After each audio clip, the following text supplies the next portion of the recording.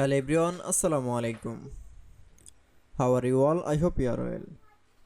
Welcome back to my channel in this new video. Today's video, how to convert Word file PDF using in Microsoft Word. So get ready started.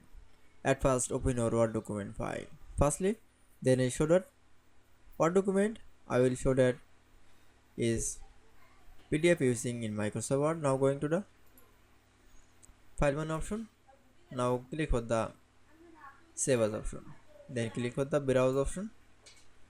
Then firstly type from the file name.